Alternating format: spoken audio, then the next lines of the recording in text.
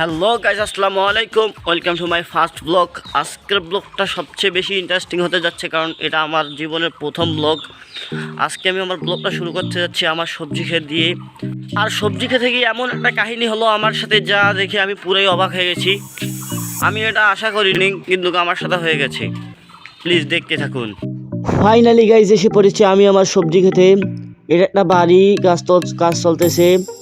কোরবানির পরে আবার কাজ শুরু হবে। এখন বন্ধ আছে, তাই আমি ভাবলাম আপাতত কাজটা যেহেতু বন্ধ আছে, আমি এখানে সবজি লাগাই। অনেকগুলো সবজি লাগিয়েছি, তার মধ্যে করলা কি সুন্দর করা আসতেছে। আমার দেখে অনেক ভালো লাগে এগুলা। আর আমার ফেভারিট একটা ঝিঙার সবজি আমার খুব পছন্দ। কত বড় ঝিঙা, এরকম 2-3টে হলেই হয়ে যায় আমাদের। আর এপাশে আছে শশা গাছ, দেখতে থাকেন।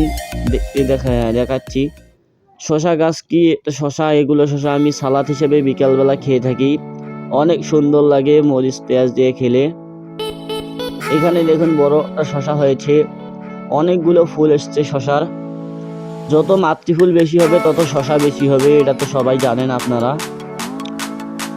আর হ্যাঁ, এইগুলো শশার মধ্যে একটা রোগ বেশি ছড়ায়, সেটা হলো মাছি হুল ফোটায়। মাছি হুল ফোটালে সেটা আর বাড়ে না। এই দেখুন ক্ষীরাও হয়েছে আমার কাছে, 2-3টা বড় বড় ক্ষীরা হয়েছে। কি সুন্দর সুন্দর ক্ষীরা হয়েছে, দেখতে থাকেন। ক্ষীরাও আমার পছন্দ, ক্ষীরা আমার বাড়ির লোকরা খায়, কিন্তু আমি বেশি একটা খাই না। আমার শশা খেতে ভালো লাগে। অনেক ক্ষীরার ফুল রয়েছে দেখেন। এপাশে আরও রয়েছে ফুল, প্রত্যেকটা ডানায় ডানায় ডগায় ফুল রয়েছে।